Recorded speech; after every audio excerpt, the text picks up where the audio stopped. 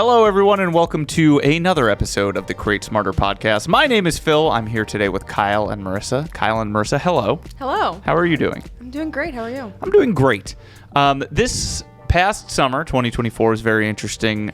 For me personally, had my second child, so I was at home for most of the summer, watching quite a lot of television, including the Olympics, which I know you guys were locked into here at the office as well.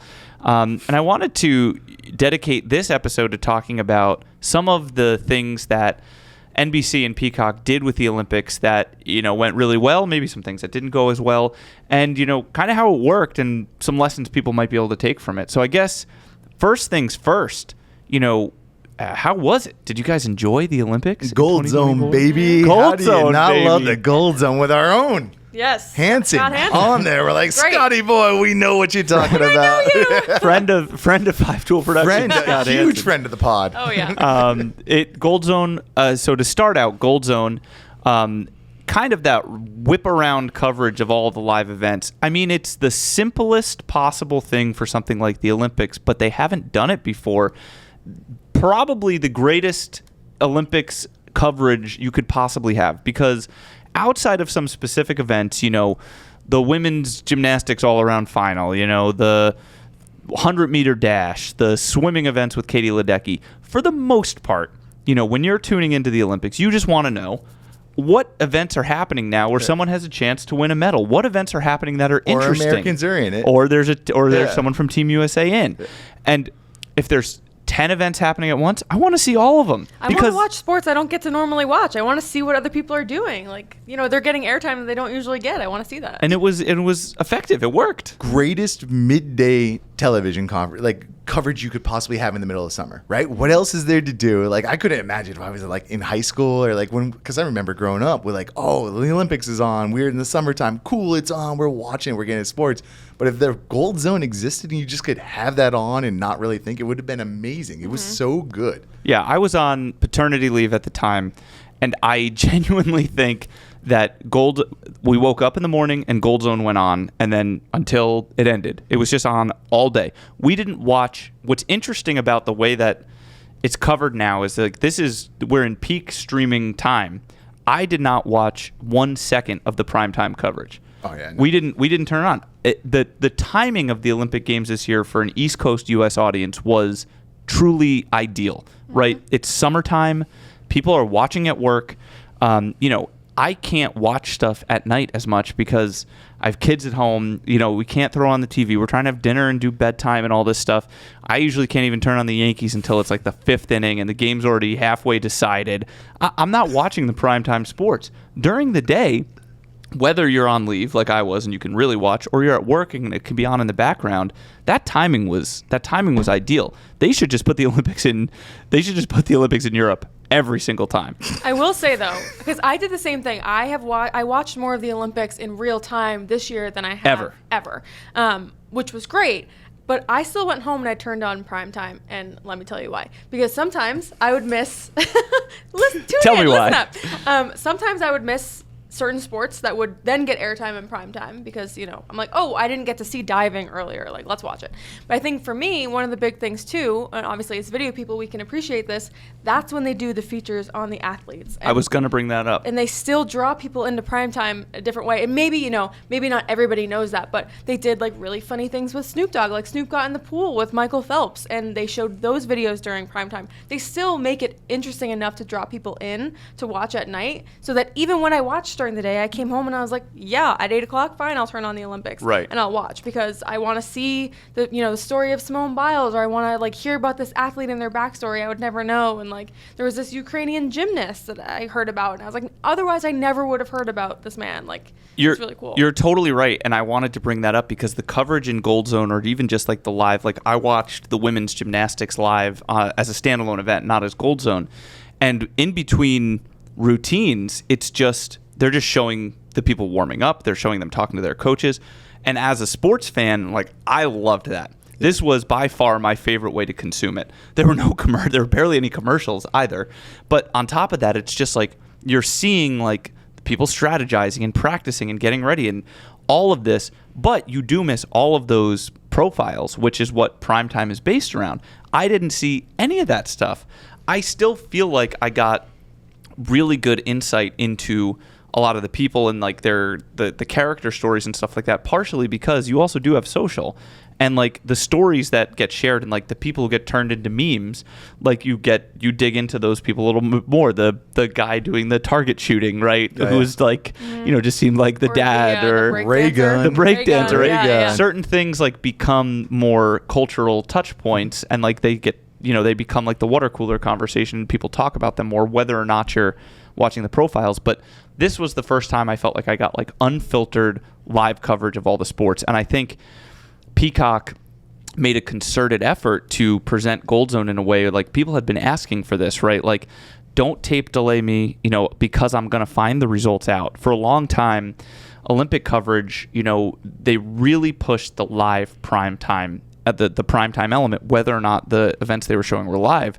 But social media, Twitter and everything, it ruined that. You can't tell me that an event happens at 10 a.m. and I need to wait till 8 p.m. to watch it when it's sports, because I already know what happened, and then I don't care to watch it, right? So I think embracing the idea that this is a live event and that needs to be consumed live, that just changed the game completely in terms of how people felt about these games and how they consume them. I think Peacock did an amazing job at addressing the thing we talk a lot about of you're not just always producing for one audience. You're producing for a ton of different audiences. You've got the attention economy who finds those interstitials between to be a waste of time. Why aren't we just staying with this sport?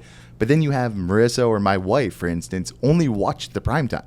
She was always only watched the prime. I watch both. No, but my wife only watched primetime because my wife watched the Sprinter show beforehand. She watched a couple of those things. So she knew these individuals. So like she liked how they did the primetime. To me, I was like, my God, just hurry up. Like, let's go to the sport. Why are we waiting around? Let's see Lyle run. But like, there's so many different audiences that consume the Olympics and the ways they wanted to consume it. I thought Peacock nailed it. For me, one of the things I love to do is Gold Zone went on, and I'd be like watching Gold Zone. I'm like, oh wait, the women's rugby is on. I'm going to watch Alana, and I go onto that, go to the individual sport, put that up, watch the sport. The second the sport's over, I go back into Gold Zone. Like that gave me the option to be able to have that. And as an audience member, I got to really do what I wanted to do instead of being, hey, some programmer thinks he knows what I actually want to watch, and he's going to put this on prime time, and he's putting all these stories in because it keeps the most amount of people instead of it with just being specific to me. And I thought that's why Peacock really crushed it. I think what was really interesting, too, just from a personal experience standpoint, I mean, I personally believe that during the Olympics, nothing else goes on my TV. I watch it during the day live, and I come home and I watch it at night. So I'm like, it's on. I'm going to enjoy it while it's on for 2 weeks. But I think the most interesting thing is that I had gone to my boyfriend's apartment, and I had turned it on, and all of his roommates were there. And one of his roommates was like, this happened earlier. Why are we rewatching this? I had to explain the idea of primetime in the Olympics to him because he didn't realize that they re-air all the stuff at night, and they kind of cherry pick the best parts, and they edit it together. Yeah. And so it was just so interesting because normally, like growing up, on the flip side, I always thought, because I was young, that the Olympics happened at night, and like that was all live. And then I grew up and I understood TV and how it happens live during the day.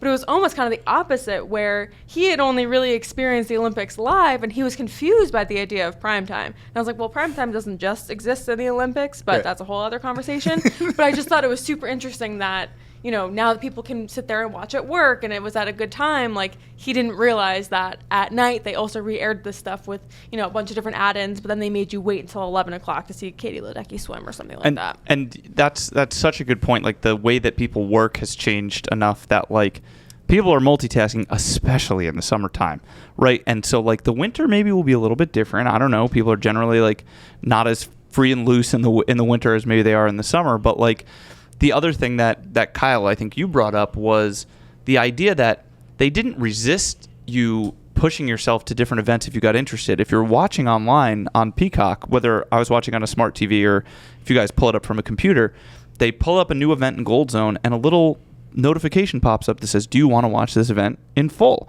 Right? And then you can click over to that. What the hell does Peacock care if you're watching Gold Zone or you're on their platform getting served their ads for the Steph Curry show, which I saw about 10,000 times, right? Oh, yeah. You're there on their platform seeing their ads. So, like, they finally understood the idea, it felt like, of let people watch whatever they want, make it easy for them to watch, and then they're going to spend more time on our platforms, which is ultimately all we care about.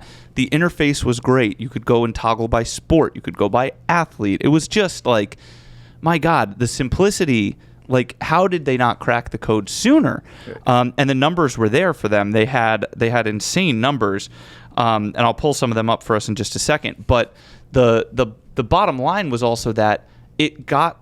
I loved the way that the hosts of Gold Zone worked, in that they were the surrogate for us. There were times when they said, we don't know what the rule is here. We don't know what's going on. We're going to go to the announcers who are on the field to explain it to us, which is like, yeah, I don't want you to pretend like you know something you don't. Be me, right? You are guiding me through this experience. We can be in this together. And I actually thought that was like an endearing part of it. There were times when Scott Hansen, who obviously is like the most diligent host on TV, friend of the pod, he would have like studied up and he knew a rule. But there were times when they're like, we don't know what's going on. Let's go to the commentators on the ground. And I thought that was like a really cool part of the experience too, where it was like, I don't know, we're figuring it out together. I never watched speed walking before, like was it aerobic swimming, or what's the one? Synchronized swimming? Yeah, but they don't call it that anymore. But that one was one where I remember like they had to really show the rules of it. It's like we're all watching, we're like, what is happening? And they eventually yes, I remember we were in here. We're like, here's how this works, the feet and all this stuff. We're like,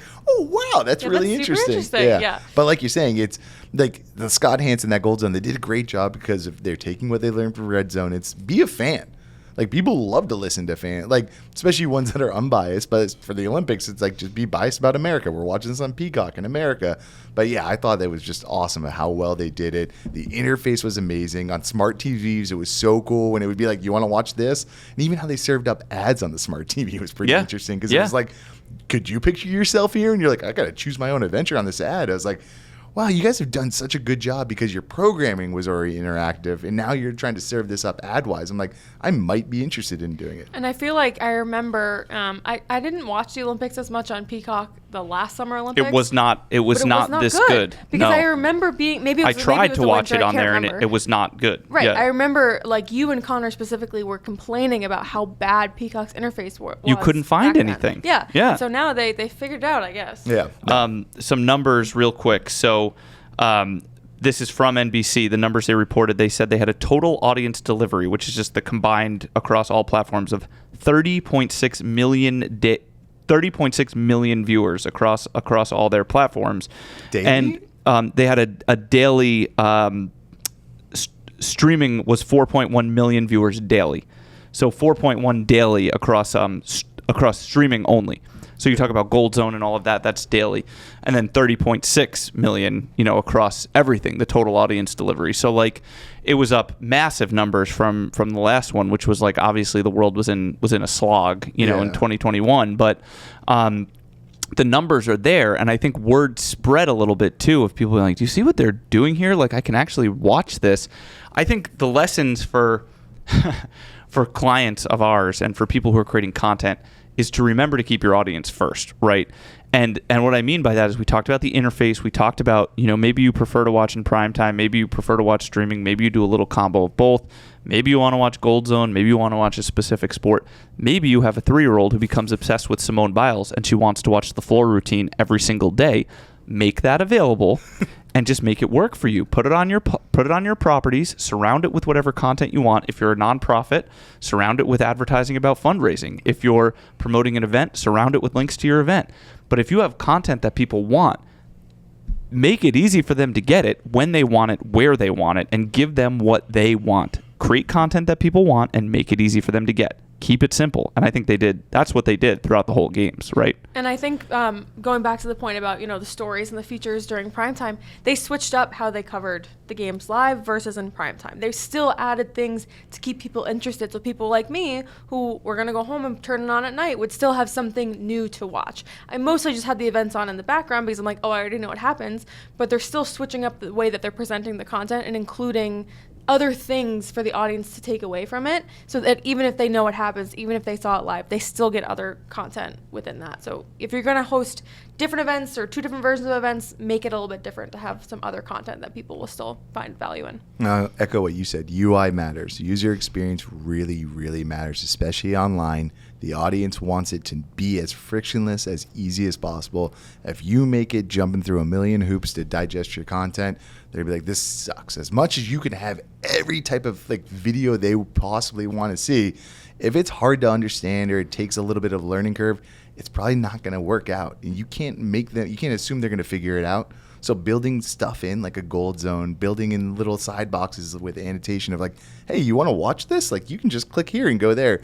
UI really does matter when it comes to digital streaming and experiencing kind of having a good audience experience. I mean, they're never going back from this method, but in fact, I can't wait to see what happens with Red Zone. I feel like Red Zone has to update now, because imagine if you could have Red Zone and you're like, oh my god, this game's amazing. I know, but the problem is you don't have access to the games. Yeah, I know. Right, so that's what was great about the Olympics was like if there's an exciting event and you want to just go dive into that one full, you can do that. But with NFL, unless you're like specifically, is it DirecTV or YouTube, whatever it is, I don't have Sunday Ticket. I don't pay for that, so I don't get all the games. I get the Patriots game, which I only want to watch twice a year when they're playing the Jets.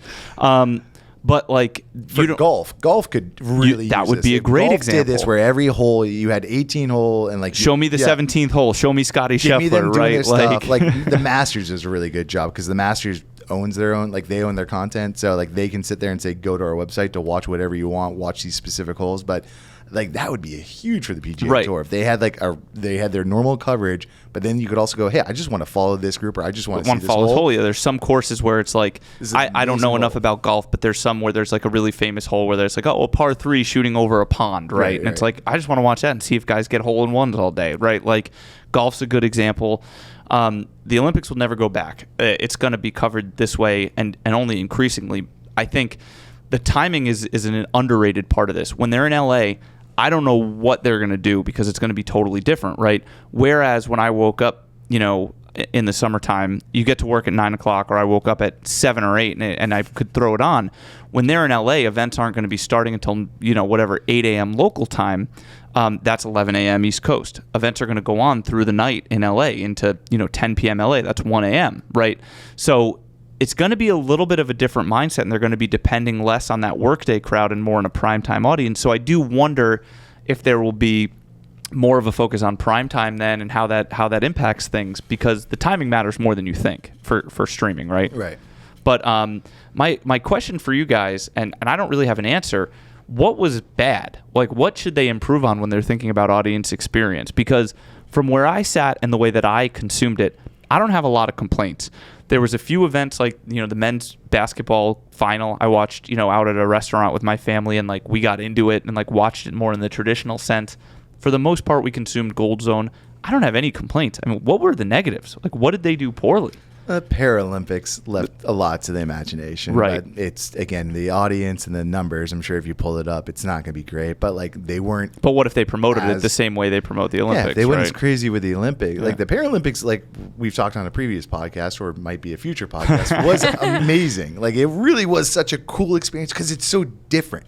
Like, yeah, I can watch someone run. I know running. But, like, watching, like, the different styles of running and the different types of way that they're kind of doing it was amazing. The shot put, I was loving all that stuff. Like, I felt like you could have put a little bit more attention into it because it's something you don't see.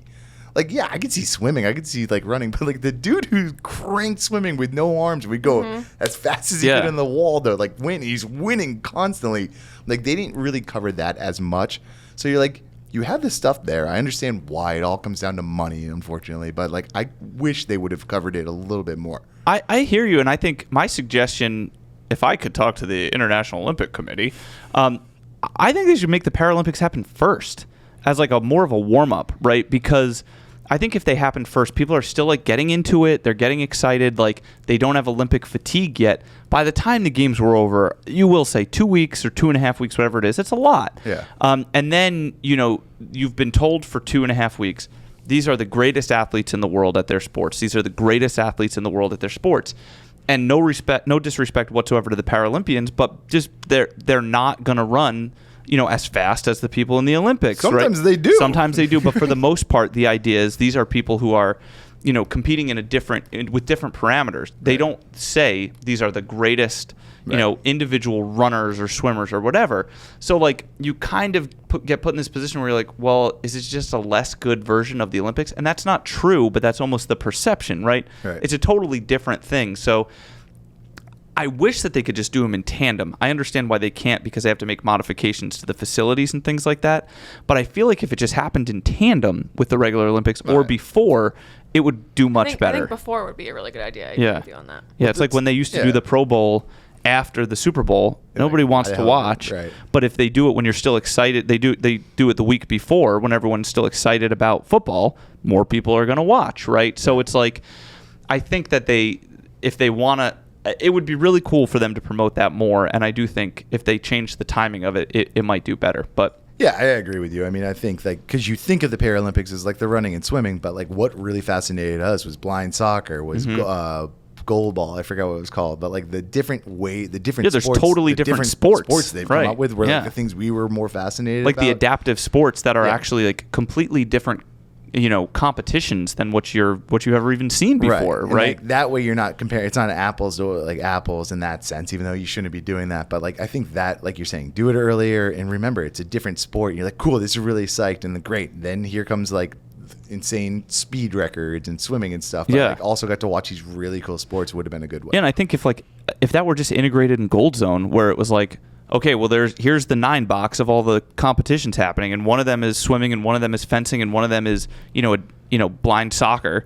You don't care. You're just going to watch whatever they serve you because it's cool, right? Like, so I do think that if they just had them happen in tandem, people would be interested in the Paralympics the same way they are in the Olympics. Going to like a rugby to watch like wheelchair basketball, like there's times where the sports you're like, all right, there isn't really much, and I'm like, do I care? But that was true with the regular Olympics too. Some of like, but I'm saying like if they combined it, you would be surprised. I would love to see what would happen if they did it simultaneously. Did the Gold Zone, and then you see like these 9 ones. You're like, dude, I want to watch more of that. I want to see what's happening in this sport. This sport looks crazy. Well, because, there's some things that different people find interesting. Like, I'm sure I just don't get it. But there were some of the combat sports where I'm like, I literally don't understand how this is working. This is boring. Taekwondo, the giant Frenchman that was just I'm just like, dude, I don't get it. I don't get it. But then you watch some of the Paralympics and you're like, this is awesome. I totally get it. I would rather watch that than this, right? So I think you're right on there. I think the other part of the code that they need to crack is, probably primetime advertising, right? So we talk about all of this and what works and what doesn't.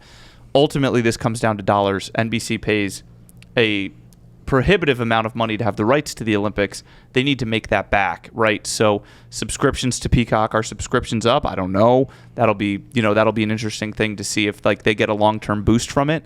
And then advertising dollars, primetime ads are traditionally the way that the networks make that back.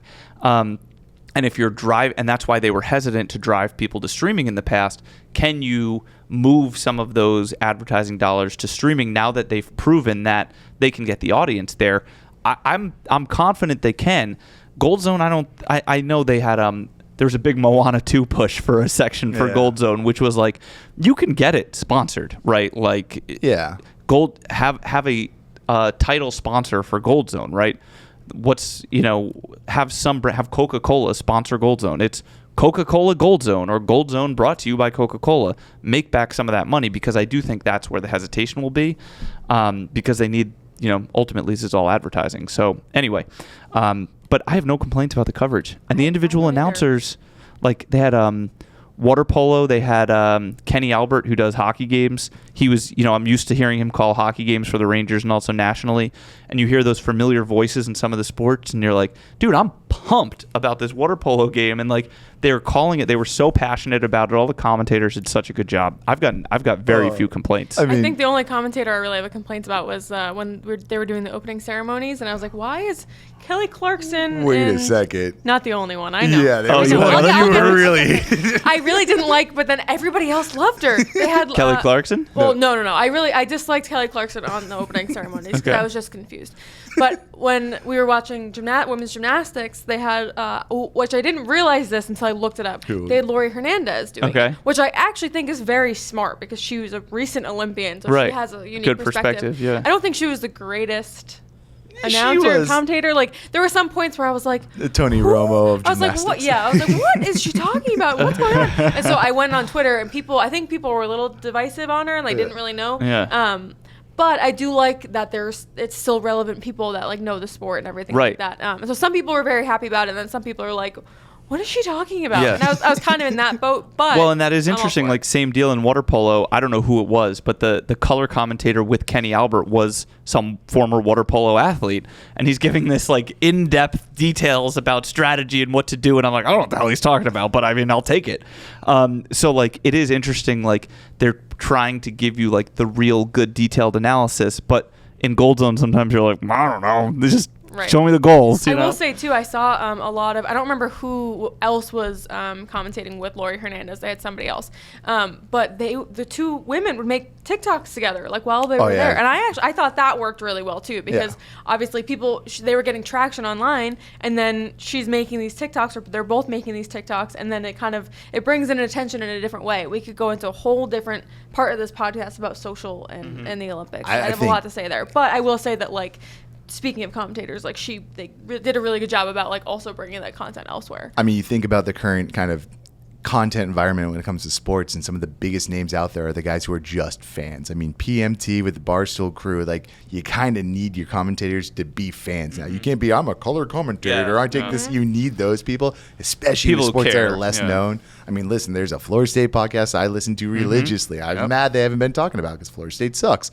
Hey, but like, yeah, people don't go to the big names anymore to hear this stuff. They're going specifically. So with the Olympics, it was smart to bring in fans of the sport to be able to sit there and give you the why I'm passionate about this sport and why you should be psyched. There is a potential extra like element there of like when you have people all like frothed up and hyped about these different sports of like what else can we feed people with to keep them full, you know, between the basketball games. Can we get, if LeBron retires between now and 2028, can we get LeBron to do a daily podcast during the 2028 Olympics, you know, where he interviews current athletes? Like, I would listen to it. I would have listened to it this year, right? That'd like, be amazing. Right. Yeah. Stuff like that. Same with a former gymnast, right? Like, can you create content that's like building on what you're seeing live that you're either serving to me, force me to watch it in Peacock, or give it to me somewhere else, more likely, that like keeps you engaged, you know, between the days between events and things like that. I do think there's probably an opportunity there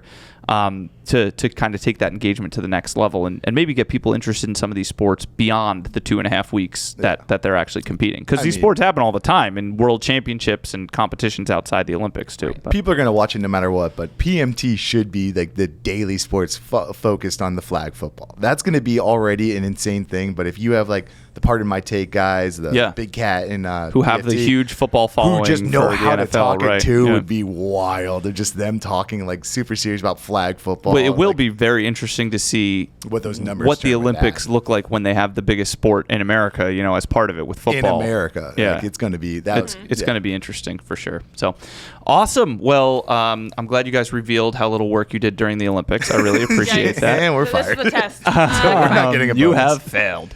But no, it was great fun, and you know, again, put the Paralympics either before or during the Olympics. That's our takeaway. I'm Phil. That's Kyle. That's Marissa. Thanks so much for listening to this episode of the Create Smarter podcast. We will see you next time.